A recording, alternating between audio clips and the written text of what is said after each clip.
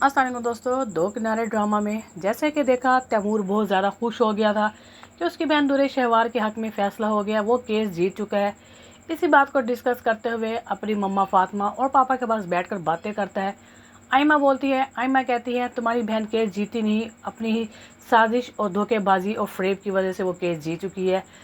तैमूर कहता है तुम्हें तो हर वक्त यही जेलसी रहती है, लेकिन वो केस जीत तो चुकी है, आखिर उसका भी तो हक था, तुम्हारा भाई जीत जाता।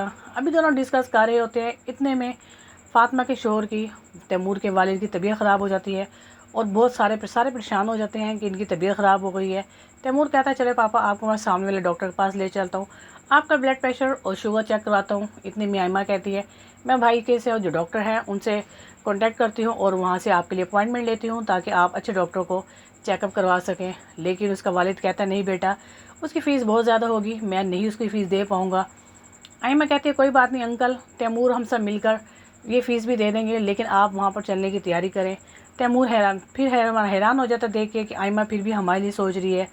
कहता है कि नहीं उसका बाप कहता नहीं, मैं मेडिसिन ले लूँगा, ठीक हो जाऊँगा, तुम परेशान ना हो, बस तुम दोनों को लड़ता हुआ देख कर मेरी तबीयत ऐसी हो जाती है, इसलिए तुम ना लड़ा करो। ये बात सुनकर तैमूर खामोश हो जाता है और इतने में वो उठकर चला जाता है। लेकिन आयमा के दिल में वो तकलीफ़ होती है कि तैमूर आज भी अपनी बहन दुरे शहवार के लिए किस तरीके से लड़ रहा है, उसके हक़ में बोल रहा है।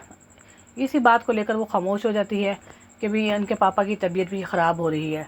लेकिन जैसे ही इस बात को लेकर वो परेशान होता है, वहीं पर शहीद दुरे शहवार से मिलता है और कहता है कि तुमने आखिर अपनी मना ही ली, तुम्हें मना भी किया था दुआ को लेकर ना आओ, क्योंकि तुम दुआ को नहीं संभाल सकती, तुम्हें सिर्फ अपना पता है। इतने में वो नैनी आ जाती है और नैनी कहती है कि सर इसकी तबीयत बहुत ज़्यादा ख़राब है मैडम, उसकी हालत ख़राब है। दुरे शहवार कहने लगी शहीद के सामने, तो ठीक है उसकी तबीयत ख़राब है तो तुम उसे कोई दवाई दे दो। वो कहती नहीं, आपको पता तो है कि दुआ आम बच्चों की जैसी नहीं है, उसे आम की दवाइयों से आराम नहीं आएगा, उसके स्पेशलिस्ट डॉक्टर के पास लेके जाना पड़ेगा। दुरे शहवार कहने लगी ठीक है तुम उसको लेकर चले जाओ।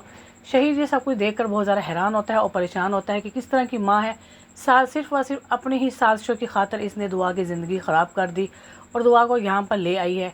लेकिन दुआ को ना माँ का प्यार दे सकी है, ना ये शोहर को बीवी का। इस बात को लेकर शहीद कहता है तुम्हें ऐसा नहीं करना चाहिए था। दुरे शहवार कहने लगी तो कोई बात नहीं, मुझे तो सिर्फ अपनी ज़ात से प्यार है, मैंने तो अपनी आज़ादी देखनी है और अपना आप देखना है, क्योंकि मुझे पता है शहीद तुम मेरे पास नहीं आते तो मुझे तो इस बात की टेंशन नहीं, तो तुम्हें इस बात को समझ आना चाहिए कि मुझे सिर्फ अपनी ज़िंदगी से प्यार है। तो दोस्तों, क्या दुरे शहवार के पास ज़्यादा टाइम तक दुआ रह सकेगी? क्या दुआ वलीद के पास चल जाएगी और नैनी वलीद का साथ देगी या दुरे शहवार का? अपनी राय का इजहार कीजिएगा। ड्रामा पसंद आए तो मेरे चैनल को लाइक करें, सब्सक्राइब करें, और जो मेरे चैनल पर हैं वही मेरे चैनल को लाजमी सब्सक्राइब करें। इजाज़त दे, मिलते हैं न्यू एपिसोड में। ओके जी, थैंक यू, अल्लाह हाफिज़।